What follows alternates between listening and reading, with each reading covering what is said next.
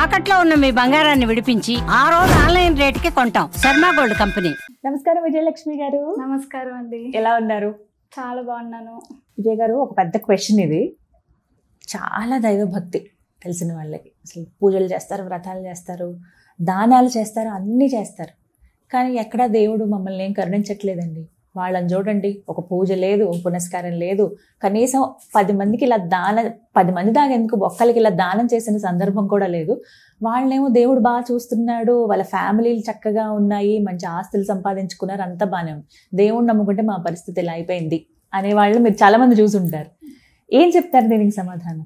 దీనికంటే ఒక చిన్న ఎగ్జాంపులే చెప్తాను మీకు. ఇప్పుడు బిలీవింగ్, ఒబేయింగ్, సరెండరింగ్, ఈ 3 ఇంగ్లీష్ పదాలు మీకు అర్థమైతే చాలా తేలిక. ఓకే, ఒకలా కనిపిస్తాయి కానీ ఒకలానే కనిపిస్తాయి కానీ వ్యత్యాసం ఉంది. మీరు ఆటో ఎక్కారండి, మనం ఏదో క్యాబో ఆటోనే బుక్ చేసుకున్నాం, మీరు వెళ్తున్నారు, ప్రయాణం చేస్తున్నారు. ఆ డ్రైవరు మిమ్మల్ని సరైన ప్లేస్లో దింపుతాడని నమ్మకం అయితే ఉంది మీకు, ఏం టెన్షన్ లేదు. అవును. మీ హస్బెండ్ తను మీరు కారులో వెళ్తున్నారు, ఆ డ్రైవర్ పైన ఉన్న నమ్మకం మీ హస్బెండ్ పైన ఉన్న నమ్మకం ఒకటేనా? మిమ్మల్ని గమ్యానికి చేరుస్తున్నాడు. భర్త కూడా ఇప్పుడు నన్ను మా హస్బెండ్ వచ్చి దింపాడండి, నా గమ్యానికి చేసి వెళ్ళిపోయాడు, that's okay.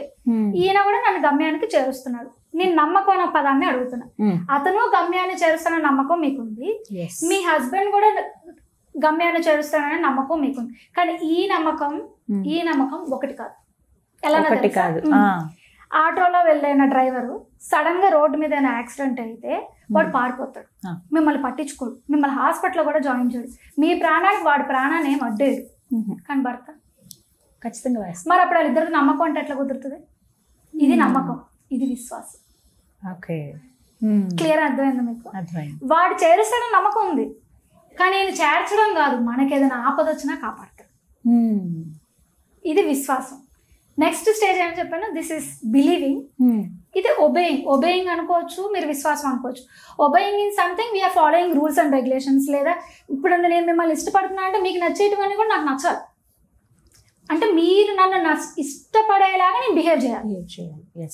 This is kind of obeying. అంటే మీరు చెప్పిన రూల్స్ అండ్ రెగ్యులేషన్స్ లేదా మీ ఇష్టం నేను ఫాలో అవ్వడం. అనగా మిమ్మల్ని పూర్తిగా విశ్వసిస్తాను. Like I trust my husband. Trust కాదు, బిలీవ్. అర్థమైందా? సో విశ్వసిస్తాను మా హస్బెండ్. ఆటోని ఎందుకు విశ్వసిస్తాను? నేను నమ్ముతాను అంతే. ఇప్పుడు మీకు నమ్మకానికి విశ్వాసానికి డిఫరెన్స్ అర్థమైందా? ఇప్పుడు సరెండరెన్స్.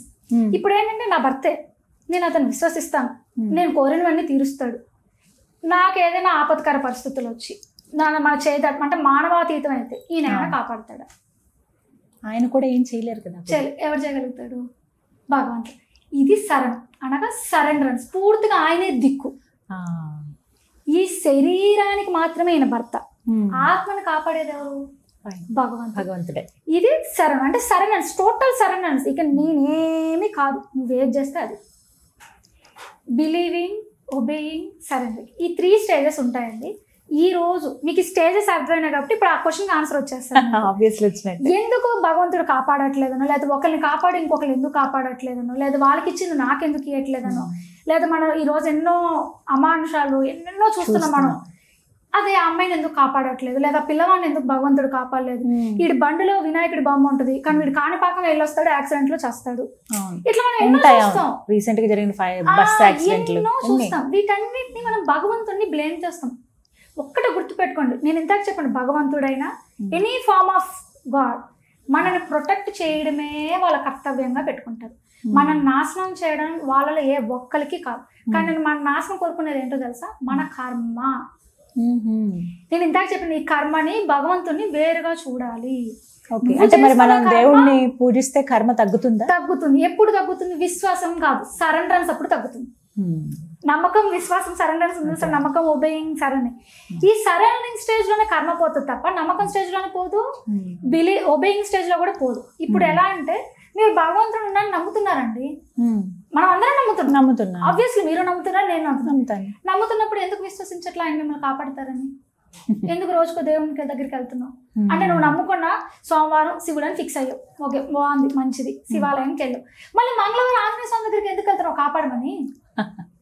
ఇప్పుడు ఈ రోజు నేను రావాల్సిన వర్క్ ప్లేస్ రోజుకు ఒక ఆటో డ్రైవర్ అండి నాకు. ఒక రోజు ఒక ఆటో డ్రైవర్, ఇంకో రోజు వాడు నా గమ్యాన్ని అయితే చేరుస్తున్నాడు. నేను ఇంతకు చెప్పింది నా భర్త, నేను విశ్వసిస్తాను, నన్ను ఆపదలో కాపాడుతాడని నేను ఈయన నమ్ముకుంటాను కానీ వాడిని ఎందుకు నమ్ముకుంటాను నేను? సో మనం అందరం ఏంది, నా గమ్యాన్ని చేర్చాడా వీడు నేను నమ్మేస్తాను. సో మనం అందరం ఏంటి, ఆ పర్పస్ సాల్వ్ అయిపోయింది నాకు అంతే ఆ దేవుడు.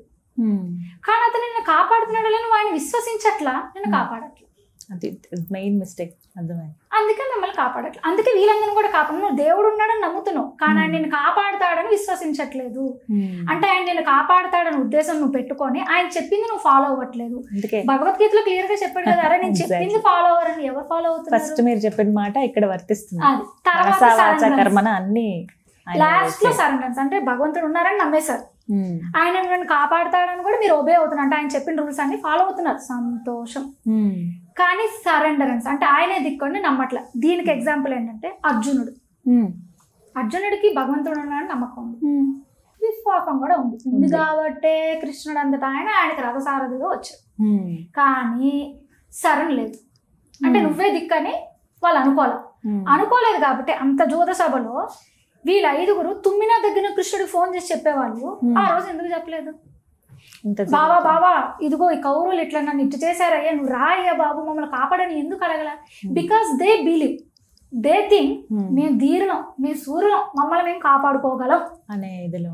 ఇందాక నేను మీకు చెప్పింది నా భర్త, కానీ ఎంతవరకు మన చేతులు దాన్ని కొన్ని సందర్భాలు వస్తాయి, అప్పుడు ఎవరు దిక్కు? భగవంతుడు. ఆ పాయింట్ వీళ్ళు మిస్ చేసుకున్నారు. కానీ ఈ పాయింట్ ద్రౌపది క్యాచ్ చేసింది, కృష్ణుడిని పిలిచింది. Draupadi is in stage of surrenderence, ఈ పాండవులు is in stage of just obeying. ఈ ఒబేయింగ్ ని సరెండరెన్స్ తెచ్చుకోవడానికే పాపం ఆ కృష్ణ పరమాత్మ భగవద్గీత రే నన్ను నమ్మరాని ఎవరిని చంపట్లేదురా, నేనురా ప్లీజ్ ఈ 10 నిమిషాలను నన్ను సరెండర్ రా, నేను చేస్తాను రా, నీకు ఎందుకురా నొప్పి.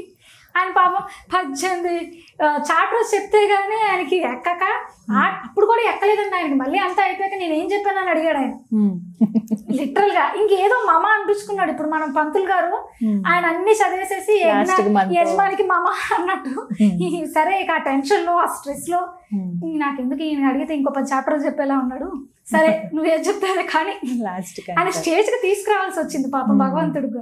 ఆయన అప్పుడు అన్నాడు సరేనా అన్నావా, ఇక చూసుకో, ఇక అందరి కథ స్టోరీ నడిపించారు. ఇది ఇప్పుడు మీకు శరణుకి విశ్వాసానికి అనగా ఒబేయింగ్ కి బిలీవింగ్ కి డిఫరెన్స్ తెలిస్తే ఇప్పుడు అడగండి భగవంతుడు ఎందుకు వచ్చి కాపాడట్లేదు. నిజమే, అందుకే కొంతమందికి ఈ రోజు సమాజంలో 1000 మంది ఉంటే 999 మంది అండి నమ్మకం దగ్గర ఆగిపోయారు. కనీసం విశ్వాసం అంటే ఆయన ఏమైనా మీకు గవర్నమెంట్ ఎంప్లాయీ, నేను లంచం ఇస్తున్నాను పని చేయండి అంటానికి, పోనీ నీ డ్యూటీ అయ్యా పని చేయండి. దేవుడికి కోపం వస్తుందా? ఆయనకి ఏ విషయంలోనూ కోపం, అంత కోపం ఆయన వస్తే ప్రహ్లాదుని అంత టార్చర్ పెడుతుంటే వాళ్ళ మన హిరణ్య ఎప్పుడో చంపలేదే. రావణాసుడు ఎంతమంది టార్చర్ పెడుతున్నా ఆయన చంపాలి, ఆయన ఎప్పుడు అలా ఇన్వాల్వ్ అవ్వడు. ఆయన ఎప్పుడు ఇన్వాల్వ్, ఆయన భక్తులు అనే వాళ్ళు ఇబ్బంది పడుతున్నప్పుడు మాత్రమే, లేదా ఆయన ఆవశ్యకత ఎప్పుడైతే ఉందో అప్పుడే వస్తాడు. అంటే ధర్మం పూర్తిగా నిర్మూలింపబడి అది లాస్ట్ ఆ బినుకు స్టేజ్ లో ఉంది అన్నప్పుడు మళ్ళీ ప్రజ్వలగా చేయడానికి మాత్రమే వస్తాడు తప్ప మనం అందరం బాధపడుతున్నామనో లేకపోతే ఇంకేదో అవుతుందని ఆయన రాడు. అంటే మనుషుల్లాగా రాగద్వేషాలు దేవుడికి ఉండవు.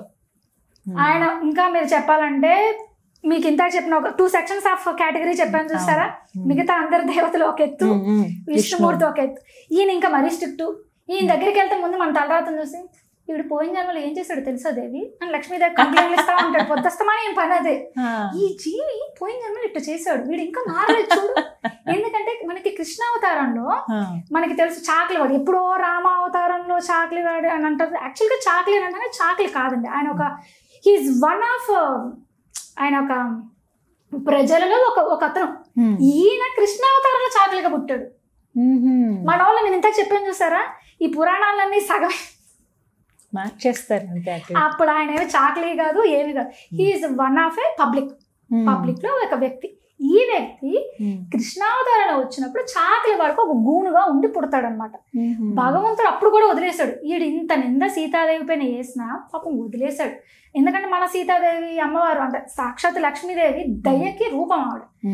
మన కాకాసుడు ఎంత హృదయంలో పొడిచి రక్తం తీసుకొచ్చిన పోనీలేండి పాపం తెలియక చేస్తాడు వదిలేయండి అని రాముణ్ణి ఈమె శరణాన్ని వాడి చేత శరణంపిస్తే ఆ కాకాసుడికి ఒక కన్ను పోయింది, ఒక కన్ను మిగిలింది. ఈ రోజుకి కాకి ఒక కన్నే కనిపిస్తుంది, ఇంకొక కన్ను కనిపిస్తుంది. దాని యొక్క వృత్తాంతం అదే. సో ఈ స్టోరీస్ అని పక్కన పెడితే మనకి ఆ చాకలి అనేవాడు ఆ కృష్ణ అవతారంలో గూనుగా ఉన్నప్పుడు అప్పుడు ఆ కృష్ణుడు బలరాముడు ఈ కంసుని చూడటానికి ముందు రోజే దిగుతారనమాట. నెక్స్ట్ డే వీళ్ళకి అది ఆ ముందు రోజు దిగితే ఇప్పుడు మనం కూడా ఉంటామండి. ఇప్పుడు ఏదో ఈజిప్ట్కో లేకపోతే ఏదో అమెరికాకి వెళ్తాం, అక్కడ ఉన్న బట్టలు కొనుక్కొని వేసుకోవాలనిపిస్తుంది కదా మనకు కూడా సరదాగా.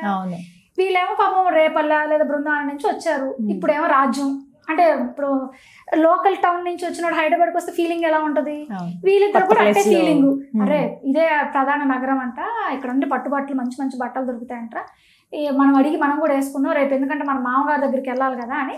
ఆ చాకులోడు నీ దగ్గర ఒక 2 బట్టలు ఇవ్వ, మేము ఇద్దరం వేసుకుంటాం అని అడుగుతారు.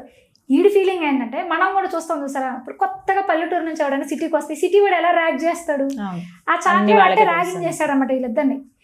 మీరు పల్లెటూరు నుంచి వచ్చారు, మీకు ఎందుకే సిటీ బట్టలు, నేను ఇవ్వను పో, మీకు అంత సినిమా ఉందా అంత ఉందా అన్నాడు.